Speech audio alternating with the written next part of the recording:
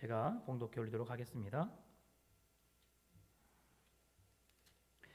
그때에 제자가 더 많아졌는데 헬라파 유대인들이 자기의 과부들이 매일의 구제에 빠짐으로 히브리파 사람을 원망하니 12사도가 모든 제자를 불러 이르되 우리가 하나님의 말씀을 제쳐놓고 접대를 일삼는 것이 마땅하지 아니하니 형제들아 너희 가운데서 성령과 지혜가 충만하여 칭찬받는 사람 7을 택하라.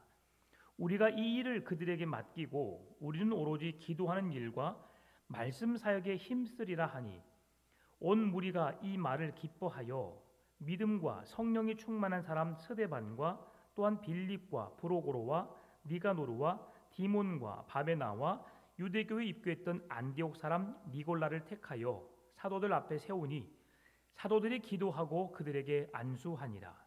하나님의 말씀이 점점 왕성하여 예루살렘에 있는 제자의 수가 더 심히 많아지고 허다한 제사장의 무리도 이 도에 복종하니라. 스데반이 은혜와 권능이 충만하여 큰 기사와 표적을 민간에 행하니 이른바 자유민들 즉 구레네인 알렉산드리아인 길리기아와 아시아에서 온 사람들의 회당에서 어떤 자들이 일어나 스데반과 더불어 논쟁할세. 스데반이 지혜와 성령으로 말함을 그들이 능히 당하지 못하여 사람들을 매수하여 말하게 하되 이 사람이 모세와 하나님을 모독하는 말을 하는 것을 우리가 들었노라 하게 하고 백성과 장로와 서기관들을 충동시켜 와서 잡아가지고 공회에 이르러 거짓 증인들을 세우니 이르되 이 사람이 이 거룩한 곳과 율법을 거슬러 말하기를 마지 아니하는도다. 그의 말에 이 나사렛 예수가 이곳을 헐고 또 모세가 우리에게 전하여 준 규례를 고치겠다 함을 우리가 들었노라 하거늘 공회 중에 앉은 사람들이 다 스데반을 주목하여 보니 그 얼굴이 천사의 얼굴과 같더라. 아멘. 네. 오늘 본문의 말씀은 오순절 성령 강림 이후에 이제 사도들이 그 복음을 증거하기 위해서 하나님의 사명 땅끝까지 이르러 제자된 삶을 살아내는 그런 모습을 말씀해 주고 있습니다. 제자들이 예수님을 만나기 전 그들은 늘 두려움에 떨었습니다. 사람들을 눈치 보게 되었고요. 하나님 뜻이 무엇인지 제대로 알지 못했습니다.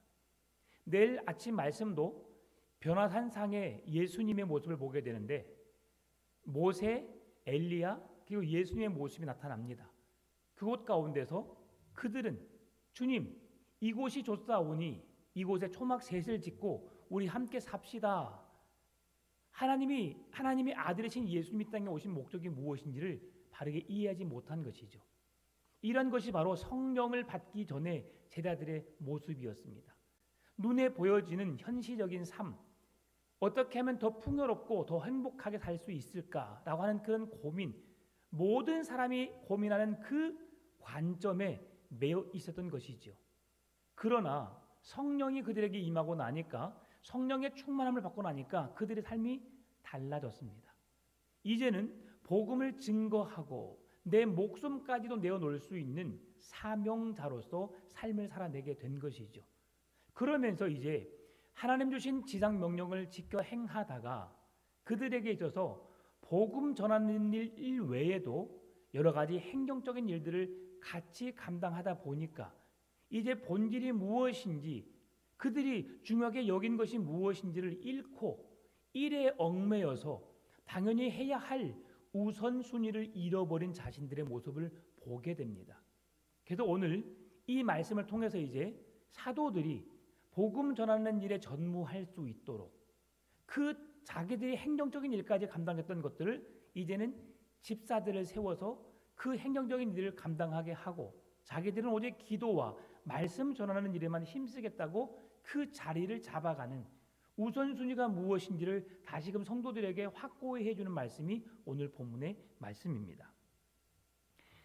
성령이 충만하여 그들이 하나님의 놀라운 살아계심을 지금 경험하게 되니까 갑작스럽게 몇 달이 되지 않아서 초대교회에 예수님을 맞이했던 그 성령의 충만함에 있어서 마가의 다락방에서 기도했던 사람들이 120명이었습니다. 그런데 그 숫자가 기하급수적으로 늘어나게 되는 것이죠. 성령이 충만하게 되니까, 성령의 은혜 속에 하나님의 손에 붙잡히마 되게 되니까 그 사람들은 놀랍도록 하나님의 손에 이끌려 귀한 사명을 감당하게 된 것입니다. 베드로가 복음을 전하니까 하루에 3,000명, 5,000명이 회개한 역사가 일어납니다. 놀라운 부흥이죠. 이런 부흥의 역사가 일어나다 보니까 이제는 처음에는 120명의 성도들만 12제자들이 그렇게 그들을 좀 통제하고 그들을 이끌면 됐습니다. 한 명이 12명만 이렇게 좀 생각하면 되겠죠. 그런데 한 명이 12명이 아니라 베드로가 전도했는데 하루에 3,000명, 5,000명이니까 어마어마한 것입니다. 12명의 제자들이 그 몇천 명, 몇만 명 되는 사람들을 이제 통솔하고 통제하고 다스리다 보니까 너무 버거운 거예요. 여러분, 지금 우리 교회는 참 가족 같은 분위기입니다. 서로가 오늘 누구 안 오셨네? 무슨 일 있으신가? 이렇게 관심을 가질 만한 모든 성도를 우리가 한눈에 읽을 수 있는 만큼의 우리는 성도들입니다. 마가의 다락방에 있던 120명의 성도들처럼 참으로 아름다운 모습들입니다. 그런데 만약에 우리 교회가 120명이 아닌 1200명, 아니 그 이상 12,000명으로 성장한다고 생각해 보십시다. 그러면 우리 안에 부족한 것은 어떤 모습이 나타나게 될까요? 교회는 숫자적으로 풍성하겠지요. 주위의 사람들이 이야 정말 큰 교회다라고 말하겠지요. 그런데 그 큰 교회 안에 우리의 마음이 하나 될 수 없음을 보게 될 겁니다. 지금도 셀 모임을 갖는데 목사님 셀만 모임을 가지니까 그 외에 성도들과 교제할 수 있는 시간들이 적습니다라고 말하는 사람들이 몇몇 계십니다. 120명도 되지 않는 120명 정도 되는 우리 모임 속에서도 그런 불편함이 있는데 만약 1200명이나 생각해 보십시다. 누가 누군지 모릅니다. 누가 앉아 있는지 누가 왔는지 잘 모릅니다. 여러분 딱 보면 아시죠? 주일날 누가 왔는지 알아요 몰라요? 다 알아요. 뒷모습만 봐도 압니다. 누구 같은데 이상하다? 누구예요? 새신자예요. 우리는 이렇게 아주 영특합니다. 네. 근데 그러한 모습 속에서 갑자기 숫자 늘어나다 보니까 어떻게 해야 될지 모르는 겁니다. 근데 행정적인 일은 무슨 일을 하냐면 당시에는 초대교회의 모습은 잘 사는 사람은 잘 살았고 못 사는 사람은 못 살았습니다. 그래서 교회가 해야 될 일들이 뭐였냐면 구제하고 선교하는 일이었어요.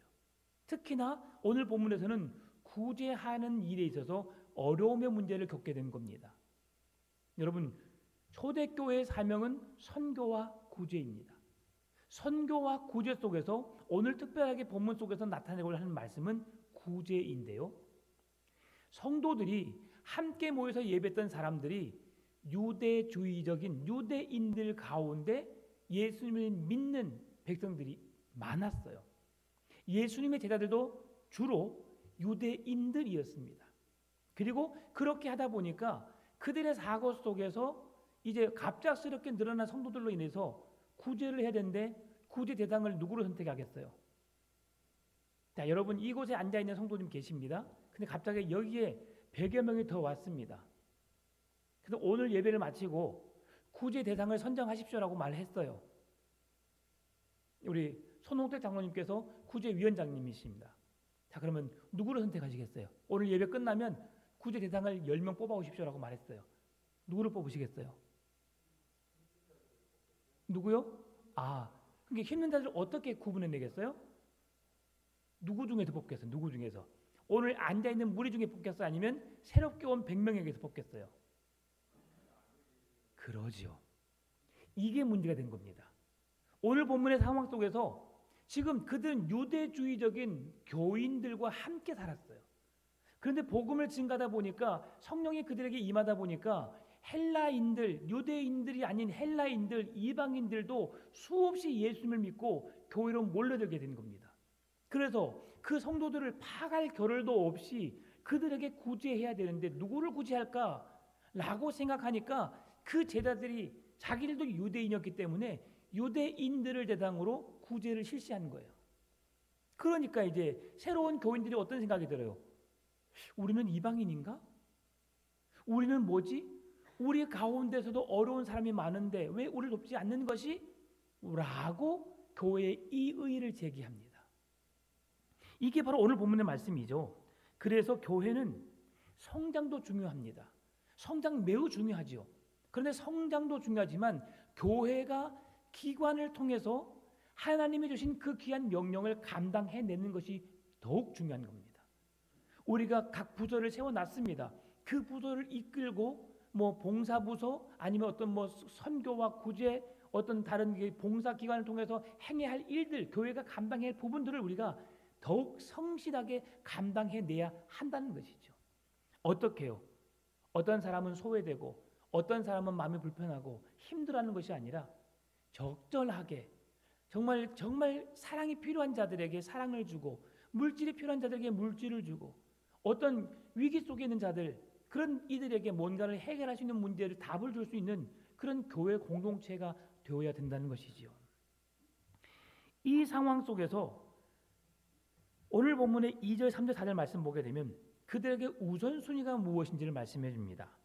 12사도가 모든 제자를 불러 이르되 우리가 하나님의 말씀을 제쳐놓고 접대를 일삼는 것이 마땅하지 아니하니 형제들아 너희 가운데서 성령과 지혜가 충만하여 칭찬받는 사람 7을 택하라. 우리가 이 일을 그들에게 맡기고 우리는 오로지 기도하는 일과 말씀 사역에 힘쓰리라 하니. 아멘. 그 말씀대로 이제 우리가 성경 속에 있는 1절 말씀 같이 읽어볼게요. 성경에 있는 1절 같이 소리내서 읽어보겠습니다. 시작.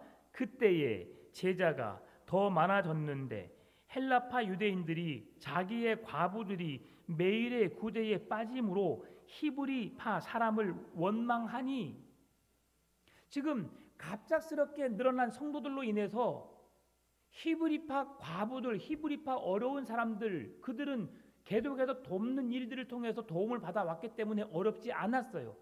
그런데 헬라파 과부들이 매우 어려운데 교회가 돕지 않는 거죠. 그러니까 이 일로 인해서 문제를 제기한 것입니다. 교회의 지도자에게 지금 사도들에게 왜 지금 당신들은 그렇게 하셨습니까? 라고 헬라파인들이 헬라파의 과부들이 그들 대표하는 교인들이 이방인들이 이 일을 제기하는 거예요. 자, 여러분이 지금 12사도들입니다. 외부에서 온 교인들이 여러분에게 왜 우리는 지금 풍암전원교회에 등록해서 교인이 되었는데 한 가족이 되었는데 우리에게는 사랑을 실천해 주지 않습니까? 우리에게는 왜 악수하지 않습니까? 우리에게 왜 다가오지 않습니까? 우리와 함께 식사하지 왜 않습니까? 우리에게는 왜 구제하지도 않고 우리를 왜 도와주지도 않고 우리의 애경사회에 찾아오지도 않습니까? 라고 말한다면 여러분 어떻게 말하겠어요? 죄송해요. 제가 거기까지는 미처 생각하지 못했습니다. 점차 제가 조금 더 열심히 노력해서 잘 파악해서 이제 당신들에게도 그 사랑이 흘러가도록 힘쓰겠습니다. 라고 말하는 게 예의겠잖아요. 그렇죠? 근데 지금 사도들이 말한 말은 그런 그들의 물음에 답변을 주기보다도 우리가 무엇을 해야 옳을지에 대한 우선순위에 대한 말을 먼저 하고 있다는 사실이죠. 미안합니다. 죄송합니다. 잘못했습니다. 저희들이 불찰로 이런 일이 일어나게 됐네요. 라고 수습하는 문제를 힘쓰는 것이 아니라 그렇게 많은 성도들 앞에서 현재의 현실의 문제를 무엇이 옳고 그른지를 다루기보다도 사도는 사도로서 복음 전하는 일을 하고 성도는 성도로서 성도들을 돌보고 관리하고 신방하는 일을 힘쓸 것을 말씀해 주고 있다는 것이죠. 우리 교회에 셀 리더를 세운 이유가 바로 여기 있습니다. 오늘 셀 리더들은 오늘 세움받은 7명의 집사에 속한 자들입니다. 그들이 하나님의 일을 목사 혼자 할 수 없으니까 교회가 해야 할 일들을 같이 분담해서 할 수 있도록 이 일들을 지금 맡긴 거예요. 엄청난 일을 직분을 맡은 겁니다. 그러면 셀 원들은 어떻습니까? 나는 셀 리더가 아니니까 괜찮아. 그렇습니까? 아니지요. 우리 모두는 그 셀 리더를 도와서 셀원들 한 사람 한 사람을 분석하고 파악하고 그들의 어려움이 없는지 서로 묻고 물어서 셀 리더에게 말을 하고 그 어려움들을 셀 안에서 해결하기 위해서 노력을 하고 더 어려울 때 또 그 일이 미처 해결하지 못한 상황이 됐을 때 목회자에게 말해서 함께 기도하게 하고 함께 그 일을 해결할 수 있도록 나누는 것이라고 할 수 있는 거죠. 그래도 우리는 각 작은 그룹으로 셀 공동체가 한 가족 공동체이고요. 그 공동체 하나하나가 모여서 대그룹 교회 공동체를 이루고 있음을 성경이 말씀해주고 있다는 겁니다. 여러분, 쉽게 말하면 우리 집에 3명의 자녀가 있어요. 큰딸, 둘째 아들, 셋째 딸 이렇게만 있다면 만약에 이렇게 아이들이 있는데 이 아이들이 우리 부모의 자녀들이에요. 그렇죠? 근데 이 자녀들이 출가를 했어요. 출가를. 딸도 시집가고 아들도 장가가고 딸도 시집갔어요. 그래서 한 가정이 모였어요. 그러면 큰 가정은 뭐예요? 부모와 3 자녀죠. 근데 그 3 자녀와 같이 함께 사는 출가해서 남편을 맞이하고 아내를 맞이하고 남편을 맞이하고 또 자녀들을 낳고 그런 가운데 전체로 보게 되면 모든 가족이 대가족입니다. 그리고 소가족은 딸의 가족, 아들의 가족, 딸의 가족인 것이죠. 이것이 셀입니다. 우리 교회가 말하는 지금 갈렙셀부터 우리가 평화셀까지 8개의 셀로 그리고 부부셀로 나누어진 것입니다.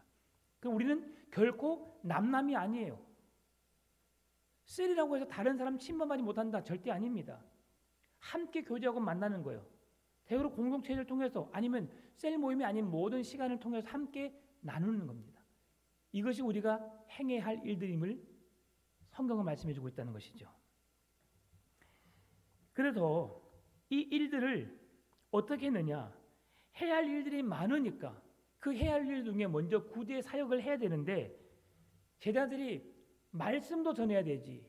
구제하는 일에 있어서 성도들을 몇천 명이 되는 사람들 다 파악해서 그들이 누가 구제해야 될 대상인지 발벗고 나서다 보니까 일이 너무 많은 거죠. 그러다 보니까 이 일을 대신할 수 있는 사람을 찾자라고 해서 7 제사를 임명한 겁니다. 그리고 이제 오직 우리들은 뭐 하는 것이다? 오늘 본문의 4절에서 말씀해 주고 있죠. 우리는 오로지 기도하는 일과 말씀 사역에 힘쓰리라 하니 7명의 제자를 삼아서 그들로 하여금 교회 성도들을 파악하고 그들의 어떤 문제가 있는지 돌보게 하고 그 일들을 이렇게 문제를 가지고 오면 그것을 가지고 목회자인 제자들은 예수님의 사도들은 그걸 위해서 함께 기도하고 또 함께 그 말씀으로 위로하고 권면하며 그 가정들이 굳게 서게 하는 일에 힘쓴다라고 말씀하고 있다는 것이죠. 이전에도 사도들은 오로지 기도와 말씀 전하는 일에만 전무했었습니다. 그러나 교회 행정과 사무가 바쁘다 보니까 집중할 수 없게 되었고 최선을 다하지만 몸이 하나인지라 부족한 상황임을 말해주고 있는 겁니다. 따라서 교회는 목회자들이 말씀과 기도에 전무할 수 있도록 교회는 힘을 써줘야 하고요. 또한 교회 성도들은 성도들을 돌아보고 보살피는 일에 힘쓰는 것이죠. 이것이 제가 여러분에게 말씀드렸던 가정교회의 모습입니다. 리더들이 성도들을 파악하고 가정교회는 리더들이 그 속해 있는 가족 구성원들의 장례까지도 집례를 합니다. 목사가 가지 않아요. 특별하죠. 그런데 목사가 오지 않음에 결코 서운해하지 않습니다. 그 모든 문제를 목사에게 말씀드리고 목사도 기도하게 하고 목사도 개별적으로 신방하게 하고 찾아가서 위로하게 하거든요. 지금 이 모습이 우리가 지금까지 살아왔던 모습과는 좀 달라 보이지만 이것이 성경적인 교회의 모습임을 오늘 우리에게 보여주고 있는 겁니다. 목회의 본질은 말씀과 기도입니다. 이것이 목사가 해야 할 일이죠. 목사가 더 많이 기도하게 하고 더 많이 말씀 앞에 엎드리게 하는 것이 이게 교회가 목사에게 주어질 사명을 감당케 하는 것이고요. 그러면 목사는 그걸 하면 성도들은 누가 관리하느냐, 누가 보살피느냐? 리더들이 하는 것입니다. 교회 집사가, 교회 권사가, 교회 장로인 우리가 하는 겁니다. 여기에 앉아 계신 분들 중에 집사님이 아닌 분은 딱 2명 있습니다. 딱 2명 있어요. 하나님이 여러분을 세우신 목적은 무엇입니까? 교회를 돌보고 성도를 파악하고 그들의 어려움이 있는지 없는지를 알아보고, 그러니 어떻게 해야 되는 거예요? 수시로 전화해야 되죠. 우리 목사님 뭐가 그래 바쁜데 전화도 안 해. 내가 한 주간 교회 안 나가는데 전화도 안 해. 나한테 관심 없어. 여러분, 이렇게 서운하기 시작하면 여러분은 목사를 바라볼 수 없습니다. 우리 목사님은 기도하는 사람, 말씀 전하기 위해서 말씀 준비하는 사람. 그렇다고 제가 신방을 안 하겠다는 말이 아닙니다. 그렇게 해서 성도들의 요청이 오게 되면 같이 신방을 하고 같이 찾아가 기도하고, 이런 일들이 이렇게 좀 일이 잘 이루어질 수 있도록 함께 협력해 나가는 것이죠. 오늘 본문의 3절 말씀 보니까 형제들아 너희 가운데 성령과 지혜가 충만하여 칭찬받는 사람 7을 택하라. 우리가 이 일을 그들에게 맡기고. 하나님이 세우신 자들은 외부에서 데려오지 않습니다. 하나님의 일을 감당할 수 있는 자들, 함께 교회 공동체, 함께 성도된 우리들 안에서 그 모든 문제를 해결해 나갈 것을 성경은 말씀해 주고 있는 거죠. 그래도 우리 안에 있는, 우리 중에 특별히 지혜롭다고 생각하는, 우리 안에 더욱 성령이 충만하여 그들의 기쁨으로 감당할 수 있는 자들을 택한 것이죠. 이 택한 것은 어떻게 택했느냐? 성경은 대부분 제비를 뽑아 택하거나 어떤 특정한 인들을 세우는 것을 볼 때에 하나님이 그들에게 감동을 주셔서 누구누구를 택하라고 말씀하십니다. 오늘날 우리들도 이 직분자를 세울 때에 하나님이 우리에게 감동을 주세요. 특히나 목회자가 실수할 수도 있지만 그 누구보다 더 오랫동안 더 많은 기도를 하게 되죠. 그래서 요즘에는 직분자를 세울 때 이렇게 많이 세웁니다. 투표를 통해서 서로 낙심되지 않게 하기 위해서 어떤 그 기준을 세워서 그들을 전체적으로 다 모아요. 교회에 출석한 지 5년 이상, 그리고 뭐 집사 이상, 뭐 어떤 뭐 무슨 이상 해가지고 그 기준에 된 사람들은 다 후보에 올립니다. 그리고 그 중에서 제비 뽑거나 투표하지 않고 그들이 다 하나님 앞에 헌신된 자들로 설 수 있도록 우리가 박수로 맞이합시다. 이렇게 해요. 얼마나 멋있습니까? 오늘날 담임 목사 청빙도 엄청난 곤욕을 치르고 있습니다. 왜냐하면 내가 원하는 사람을 뽑으려고 하다 보니까, 내가 듣기 좋은 말씀을 들으려고 하니까, 그런데 나를 먼저 생각하는 것이 아니라 교회를 생각해서 우리 교회에 이런 사람이면 좋겠다. 이번에 제가 아는 어떤 교회에 청빙이 이루어졌어요. 30명인가가 지원을 했는데 14명이 서류 탈락. 16명 중에 선별했습니다. 선별해서 한 명을 세워서 교회가 그대로 받았습니다. 대형 교회인데요. 참으로 아름다운 모습이었습니다. 그렇게 기도함으로 그렇게 선별해내니까 그 세워진 목회자를 성도 교회가 받아들이는데요. 대부분이, 제가 듣기로는 대부분이 너무 만족해하는 거예요. 왜 그랬을까요? 교회를 생각하는 위원들의 마음이 컸기 때문이죠. 지금 광주 여러 곳에 담임 목사 청빙이 부재 중에 있습니다. 2번, 3번 결격되어서 계속해서 다시 또 청빙이 이루어지고 또 다시 청빙이 이루어지는 그 반복 속에 이루어지고 있습니다. 왜 그럴까요? 내 욕심을 내려놓으면, 내가 원하지 않기 때문에 저 사람 돼서는 절대 안 되라고 하니까 교회에 누가 유익할까를 생각해내는 겁니다. 여러분, 직분자를 세울 때 인기 투표가 되어서는 안 됩니다. 그래서 교회에 눈에 자주 띄는 사람이라면, 그 사람이면 눈에 저 사람 괜찮아, 일 열심히 하지. 교회 안 보이는 사람이면 누군지도 몰라, 그 사람은 안 돼. 우리가 이렇게 못 박아버리죠. 그 사람이 보이지 않는 곳에서 열심히 기도하는지 어떻게 알겠어요? 그러니까 그 자격에 속한 자들은 직분자를 세우는 것이 바람직합니다. 이제 저희 교회가 머지않아 3년 후면 50주년 됩니다. 50주년을 맞이해서 교회가 직분자를 세워갈 것에 대한 계획을 이제 실행하기 위해서 제가 먼저 기도하고 있습니다. 교회가 직분자를 세워야 할 때가 됐습니다. 우리 교회 직분자를 세울 때는 앞으로 제가 이제 이 교회에 사역하면서 처음 세우는 직분자이겠지만 모든 성도가 박수로 맞이할 수 있는 그런 직분자들이 세워졌으면 좋겠습니다. 그러기 위해서는 우리가 어떻게 해야 되겠어요? 순종해야 되겠죠. 내가 무슨 자격이 있기에 나는 할 수 없어요라고 불순종으로 거부한다면 아름다운 교회가 세워질 수 없습니다. 오늘 사도로 세워진 자들은 지혜가 충만한 사람이어야 된다고 말씀하고 있습니다. 이 비밀을 우리에게 말씀해 주고 있는데요. 5절에서 말씀을 다시 한번 말씀하면 온 무리가 이 말을 기뻐하여 믿음과 성령에 충만한 사람 스데반과 또 빌립과 브로고로와 니가노로와 디몬과 바메나와 유대교에 입교했던 안디옥 사람 니골라를 택하여라고 말씀하고 있습니다. 이 말씀은 디모데전서 3장 9절 말씀을 통해서 세워진 자들을 말씀해 주고 있는데요. 디모데전서 3장 9절 무슨 말씀하고 있느냐? 깨끗한 양심의 믿음의 비밀을 가진 자라야 할지니. 깨끗한 양심을 가진 자. 네.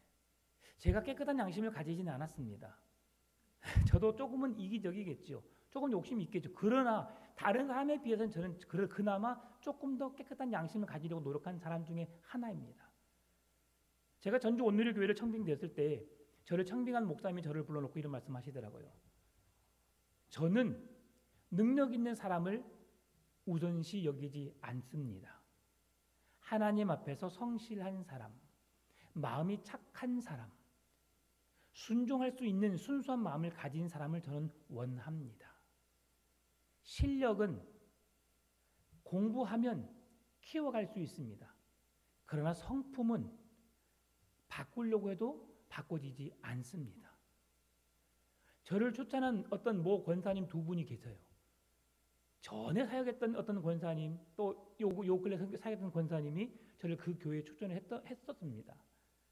근데 그분이 그 목사님께 하신 말씀이 참 착하고 좋습니다. 늘 그렇게 말했던가 봅니다. 그러니 그 목사님이 그걸 마음에 새겨놓고 저를 그리로 데려가서 훈련을 시키신 것이죠. 제가 착하게 보이지 않았다면 저는 그곳에 가지도 못했을 겁니다. 제가 착하지 않았다면 여러분이 저를 선택하지도 않았을 것 같습니다. 착하니까. 그렇죠, 여러분. 제가 뭐 인물로 봐도 뭐 어떤 잘나지도 못했습니다. 진짜 이 솔직한 마음이죠. 우리 세상적인 기준에 보면 그 기준에 합하지도 못하면 요즘에 제가 거울을 보면서 제 자신을 보면서 많이 실망합니다. 어떻게 이렇게 절제하지 못해서 이렇게 몸이 됐을까? 옷 맵시가 너무 없는 거예요. 좀 샤프했으면 좋겠어요. 저도 그래도 저도 노력합니다. 최대한 빨리 좀 몸을 만들어 보고 싶은 마음이 생겨요. 왜냐하면 여러분의 목사님으로서 말씀도 정말 잘 전하는 목사님이고 싶지만 외모적으로도 좀 누구에게 드러냈을 때 좀 멋진 목사님이고 싶거든요. 그렇게 걸음걸이도 보니까 진짜 아저씨더라고요. 네, 그래서 좀 바꿔야겠다. 이런 것들. 그런데 이제 다시 본문 돌아와서 깨끗한 양심의 믿음을 가진 자라야 할지라. 깨끗한 양심의 믿음을 가진 자, 주의 말씀 앞에 부끄럽지 않는 자죠. 이기적이고 뭔가를 포장해서 남들 앞에 그렇게 하는 척이 아니라 그렇게 삶으로 살아내는 사람들을 말하고 있는 겁니다. 그렇게 살아내니까 그들이 어떻게 되었습니까? 그 하나님 말씀 앞에 서게 되는 것이죠. 직분자로 그들을 불렀을 때 아니 저 못합니다고 오늘 거부하고 있습니까? 생략하고 있지만 결코 그들이 거부하고 있지 않음을 봅니다. 왜 그럽니까? 스데반의 삶을 통해 보면 됩니다. 지금 7명의 집사 중에 가장 먼저 되는 모범이 되고 모델과 같은 자를 스데반을 손꼽아 이야기하고 있습니다. 그가 어떻게 하느냐? 오늘 본문 속에서 그가 나사렛 예수 그리스도께서 이 땅에 오셨고 성전을 3일 만에 헌다.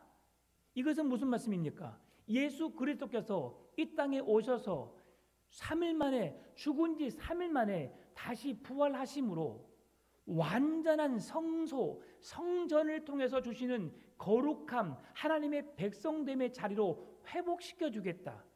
단 한 번의 제사로 우리의 죄가 깨끗하고 완전한 제사가 되게 해주시겠다. 지금 이것을 선포하고 있는 거예요. 이 복음의 비밀을 말씀해 주고 있는 것이죠. 그래서 모세가 전해준 이 규례가 누구를 통해서? 예수 그리스도를 통해서 완성되어질 것을 지금 선포하고 있는 거예요. 누가? 7명의 집사 중에 첫 번째 이름이 언급되는 스데반 집사갑니다. 여러분이 복음으로 충만하십니까? 예수님으로 여러분 만족하며 살고 계십니까? 집사가 되면서 여러분에게 물었을 것입니다. 예수님을 나의 주님으로 영접하십니까? 그 예수님을 위해서 여러분 헌신하시겠습니까?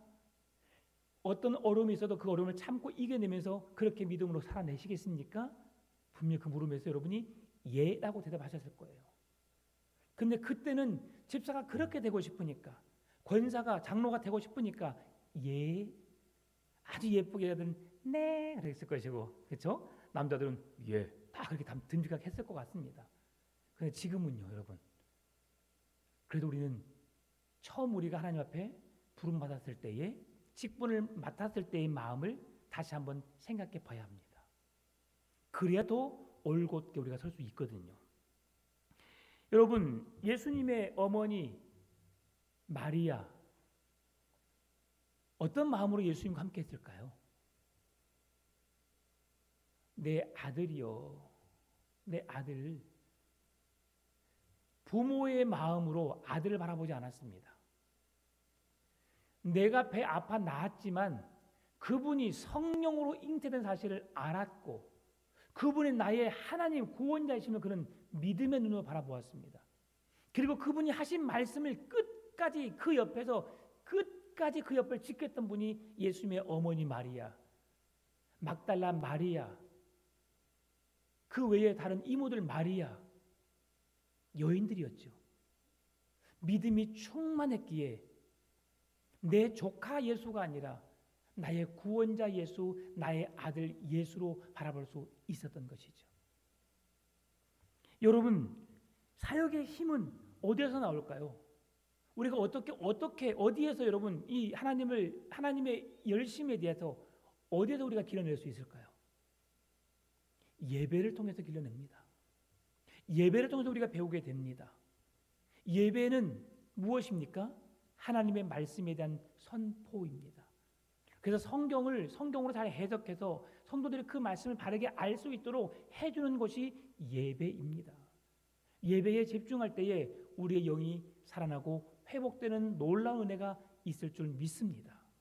예배를 사모하시기 바랍니다. 여러분, 새벽 기도 나오기 힘드시죠?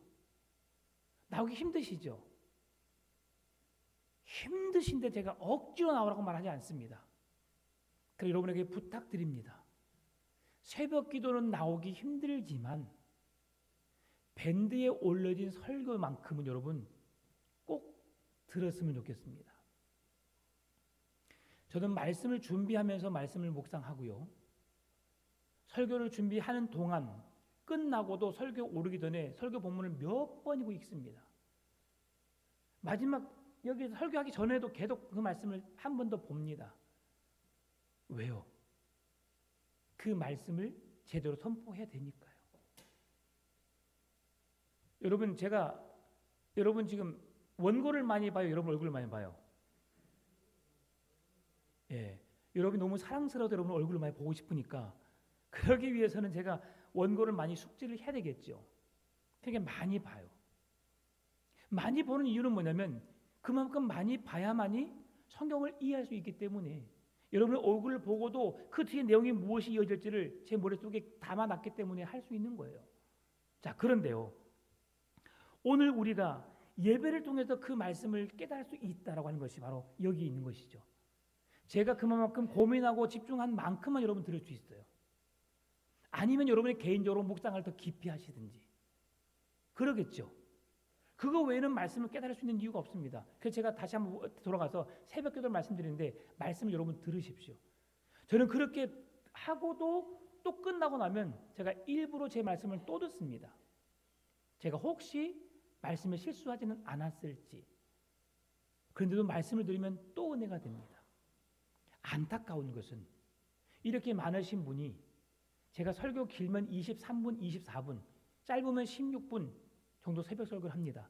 설교만이 아니라 기도하고 찬송하고 말씀 읽고 말씀 선포하고 기도하고 주기도문하고 기도 내용까지 다 말씀드리면 짧으면 16분, 길면은 23분 정도 돼요. 여러분, 하루를 우리가 24시간 살아가는데 25분의 시간을 우리가 할인하지 못한다. 너무 안타까운 일이죠. 여러분, 생명의 말씀을 사모하신 여러분 되시기 바랍니다. 그 말씀을 읽는 자 얼마나 감사한지 몰라요. 제가 새벽 예배 끝나고 나면요, 제가 밴드를 항상 들어갑니다. 누가 새벽 시간에 예배를 드리고 있는가? 한 12대분 우리가 교회 오시잖아요. 그분 외에 누가 새벽 기도 말씀 듣고 있는가 제가 봅니다. 언제 보느냐? 새벽 기도 끝나면 딱 밴드에 올리기 전에 딱 보여요. 몇 프로까지 다 보입니다.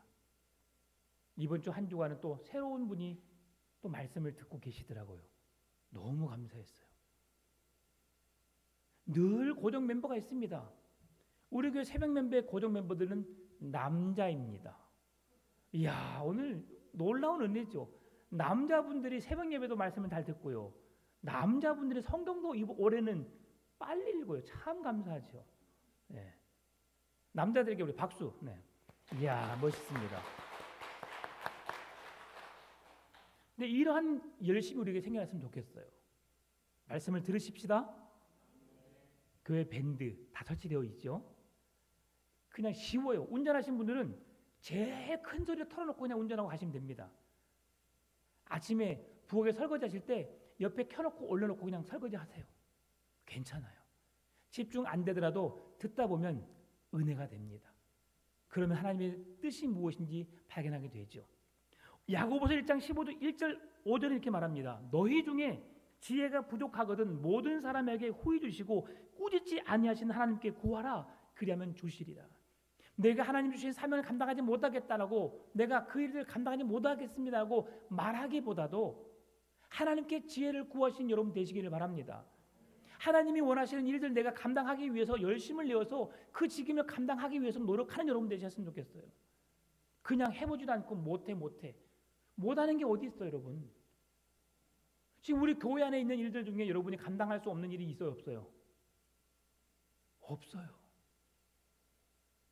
제가 이제 우리 누나 이야기를 한번 해볼게요. 저희 누나 둘이 있어요.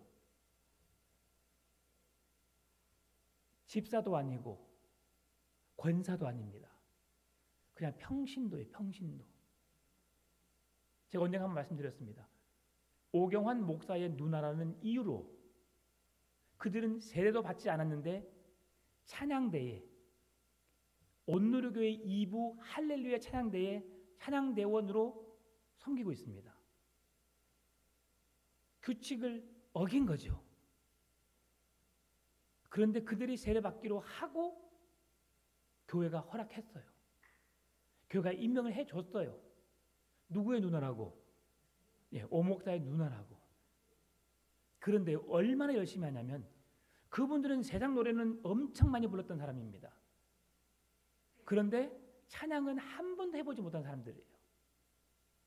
근데 거기는 한 달치의 그 찬양을 아예 계속 우리 교회가 지금 하는 것처럼 올려줘요. 계속 듣도록 한 달치를 올려줍니다. 그리고 곧 다가오는 부활절 칸타타를 한대요. 누나의 일상이 바뀌었어요. 아침에 일어나자마자 그들 계속해서 반복으로 듣는답니다. 불러내기 위해서. 난 처음에 노래를 잘 못한 줄 알았어요. 그랬더니 좀 하시더라고. 아, 감사했어요. 그랬더니 지난주에는 큰 누나가 또 찬양대에 또 등록해서 같이 하고 있대요. 언니, 연습했어? 막 그래 서로 그렇게 하는데 너무 보기 좋은 거예요. 여러분, 뭔가 갖춰서 하는 게 아닙니다. 하나님의 일은 하려는 마음이 준비되어질 때에 선한 마음으로 그 믿음으로 감당해내는 겁니다. 제가 그 일들을 보면서 너무 기뻤어요. 저희 큰 누나가 60입니다. 작은 누나가 58. 늦게 예수님 만나서 늦게 예수님의 사랑에 흠뻑 젖어 있어요. 참 그런 것을 보면서 감사하다. 우리 교회 안에도 이런 성도들의 신앙생활 속에서 이런 기쁨을 열심을 낼 수 있도록 만드는 것이 내가 해야 될 일이겠구나 생각해 보는 겁니다.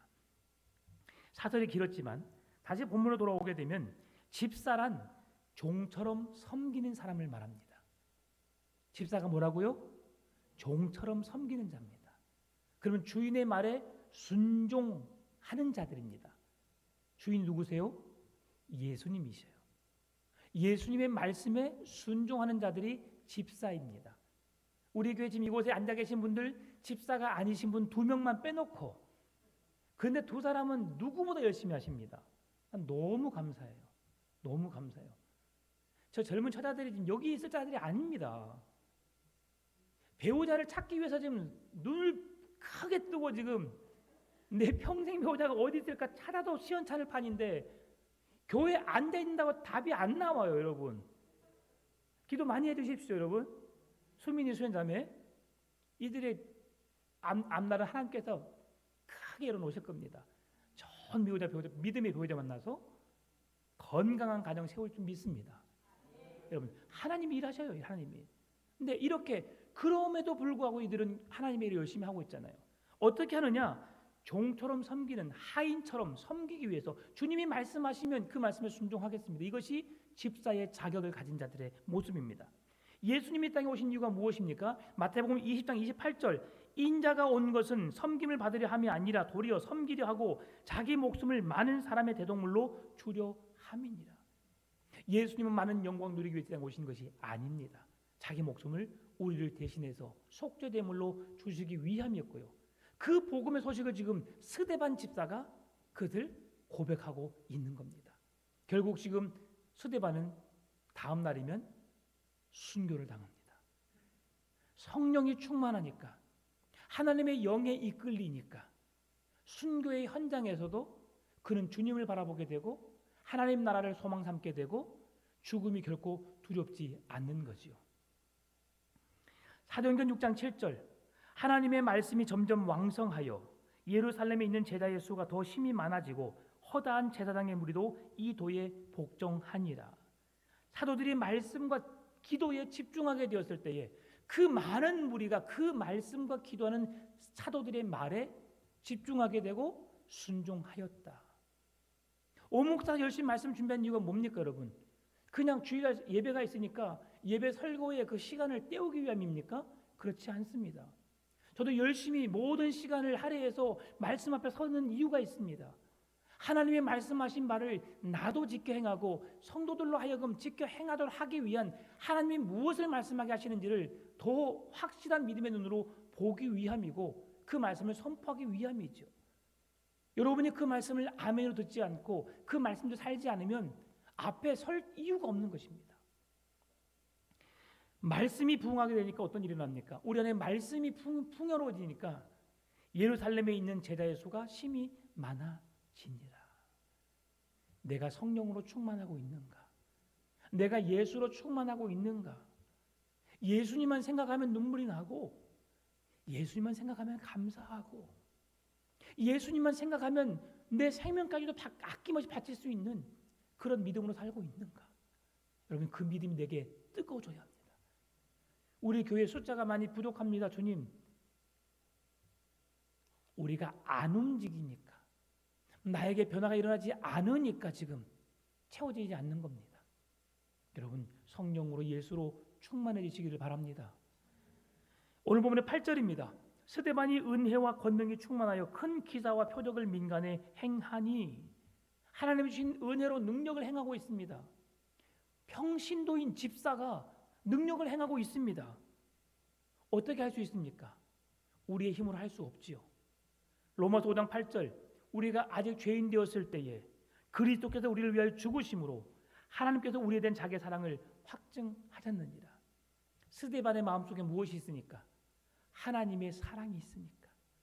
날 위해 이 땅에 오신 예수 그리스도의 십자가의 사랑이 그 중심에 새겨져 있으니까 그가 그 사랑을 증언하는 일에 생명도 아깝게 여기지 않는 것이지요. 스데반은 목회자가 아닌 집사였습니다. 여러분, 집사가 목사보다 더 열심히 하는 사람이 있어요. 저는 나태식을 보면 늘 자랑스럽기도 하고 한편으로는 안쓰럽기도 하고 그렇습니다. 태식 여러분 누군지 아시죠? 네. 지금 대전 중문교회 방송부에서 열심히 섬기고 있습니다. 눈이 오나 비가 오나 명절 때도 그는 그 방송실을 지켜야 되기 때문에 엄마 집에 못 와요. 그리고 가끔 쉴 때 한 번씩 왔다 가요.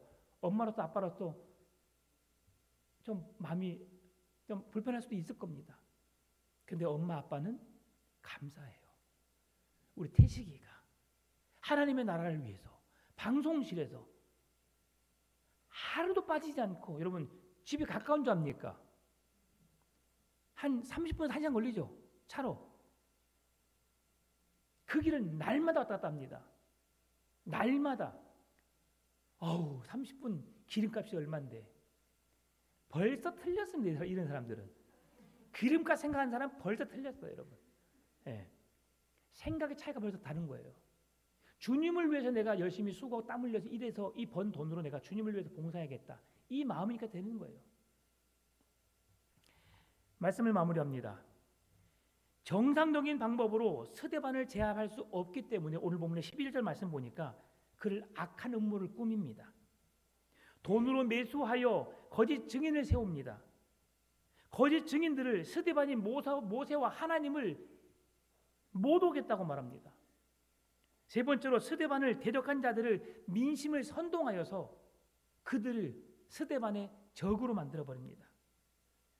스데반은 예수님 때문에 억울한 공격을 당하게 된 것이죠. 그럼에도 스데반은 결코 그 무리들 앞에서 부끄럽지 않은 행동을 합니다. 오늘 본문의 15절입니다. 공회 중에 앉은 사람들이 다 스데반을 주목하여 보니 그 얼굴이 천사의 얼굴과 같더라. 아멘. 여러분 한번 웃어보십시다. 스마일. 얼마 이뻐요. 그냥 흉내만 내지 말고 진짜 기뻤으면 좋겠어요. 괴로워도 정말 문제 앞에서 해답이 보이지 않아도 여러분 웃어봅시다. 주님이 나의 삶의 문제의 열쇠가 되시니까. 그 주님을 바라보시고 우리의 얼굴에, 이 스데반의 얼굴에 일어나는 광채와 같은 빛이 나타나기를 바랍니다. 여러분, 내 안에 성령으로 충만해야 하나님의 일을 감당할 수 있습니다. 우리 교회가 변화될 수 있는 이유는 내 마음속에 있는 부정적인 요소를 제거하는 것입니다. 하나님이 원하시는, 기뻐하시는 교회로 세워가기 위해서 내가 무엇을 할 수 있을까? 오늘부터 집에 돌아가시면 셀 리더만 전하는 것이 아닙니다. 셀 리더님 잘 계세요? 그냥 목소리 한번 듣고 싶어 전화했어요. 전화하시고 시간 되시면 우리 차 한잔 하십시다. 만나시고 그리고 밥도 드시고 그렇게 계속 시간을 보내셔 보세요. 전화 안 오면 무슨 일이 있나? 궁금해지고요. 만나고 싶고요. 보고 싶어집니다. 그러면 오지 말라고 해도 오게 되어 있어요. 그 만남 속에 은혜가 넘쳐납니다. 말씀 좀 시간이 지났지만 제가 한 가지 물으려고요. 여러분 셀1 속에 설교 요약자 계세요? 그 지금 담당 다 해주셨습니까? 셀 리더분들? 찬양 준비, 기도, 광고, 설교 아무것도 안 했어요 지금요? 다 정했죠? 그래요. 정해놨어요. 우리 갈렙셀 멋있습니다. 대표로 1셀 갈렙셀 하셨기 때문에 제가 다 정해준 줄 믿고 제가 그렇게 담대함으로 하겠습니다. 오늘 제가 올라오는데 우리 나성문 집사님 그 공책을 봤어요. 3월 3일 주일 축제 예배 설교. 그래서 한 장을 다 쓰셨더라고요. 우리 나성문 집사님이 설교 담당이신지 모르겠지만 여러분 적어놓으면 은혜가 됩니다.